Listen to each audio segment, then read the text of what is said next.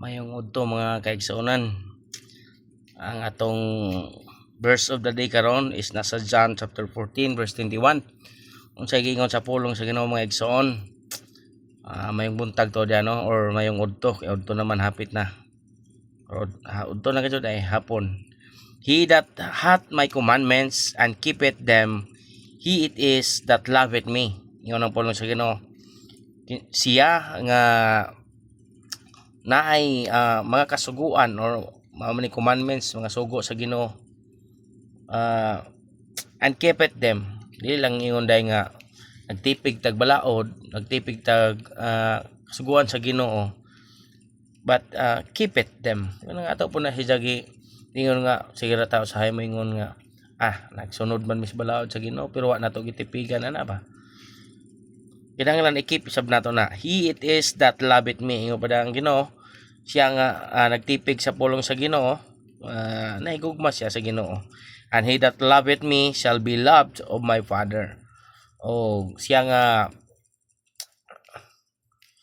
nahigugma sa Ginoo, gihigugma pud samahan. And I will love him.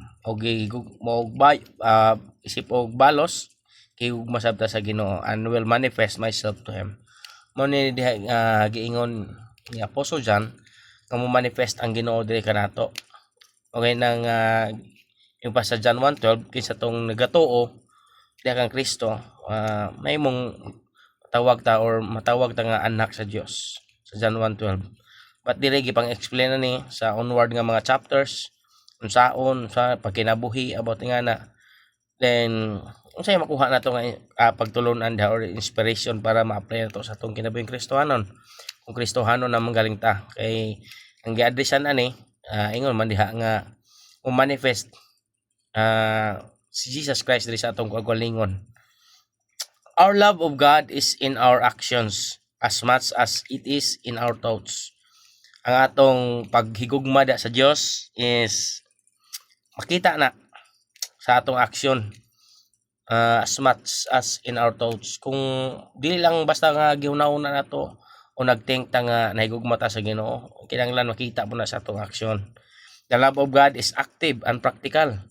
Kinahanglan nga kanang galihok pud ba, dili lang kay kumbaga patay magayon na niyo si James nga patay ang pagtuog way binuhatan kay nga naman usay abtik ra ta misgot og Ginoo. Pareha man ta nagtuog Jesus Christ, nagtuog Ginoo. So pag abot sa kaluwasan wa pa day naluwas kay nga naman igo ra sila nito wa sila na ito sila pag kuan ra kanang sa ilarang hunahuna ra ba. Uya gyud mo manifest ilang kagalingon. Yung ba evident in how we live our lives. Kinahanglan makita ni sa atong pagkinabuhi. Mawagi na nga ingon pa diha kung naluwas ta nakabaton ta kaluwasan daw natay Kristo sa atong kinabuhi. Ito uta sa Ginoo is we must live a surrendered life. Asa man na i-surrender na to diha sa Ginoo. Then we are to keep the instructions of God at heart. Atong itipigan ang mga pulong sa Ginoo kining pulong mao man instructions ni Dia mao ni maka-define nato, mao ni magligon sa ato.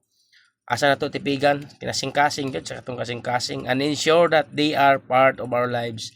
Ug atong ensure nga dili lang ta basta nga sige istorya nga do na tay Ginoo, naluwas na ta or pareho ta nagtuo Ginoo, but kinahanglan mahimo ning kaparte gyud sa atong kinabuhi, dili lang ta basta nga istorya ra lamang nga sama sa atong sundan sa una ba nga puro ra istorya, way mga ebidensya, way kamatuoran. But karon we have this word of God nga may atong basihan sa atong pagkinabuhi mga igsoon. It is hypocrisy to say you love God but live in a manner that is totally contrary to His will. Mga igsoon daghang ko nahibaw-an ani. Dili lang sa kagalingon no sa una nga na but daghan karon mga gatuo nga Kristo, grabe mo tuo. Muhisgot og Kristo, papulong nga Kristo, grabe. Pero dili makita silang pagkinabuhi. Gabi ilang daw na ko nalabyan usa ka alagad sa Ginoo kung naa sa simbahan. Abtik mo hisgot og pulong sa Ginoo but sa pagkinabuhi wala.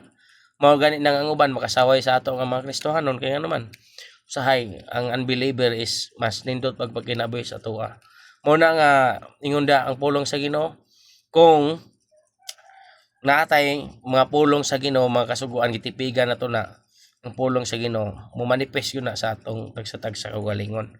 Dili nga kanang ingon pa diri sa mas gingon diri nagkinabuhi ta sa hypocrisy kanang pagpakaron ingnon ba nga kanang moyon ta nga ginugugma mo sa Ginoo but contradiction dahil sa atong pagkinabuhi mao na nga ang uban makasaway gyud but mao ni ang pulong sa Ginoo mao na gitatudlo sa ato para mao ni atong sumbanan may matong giya mga igsoon.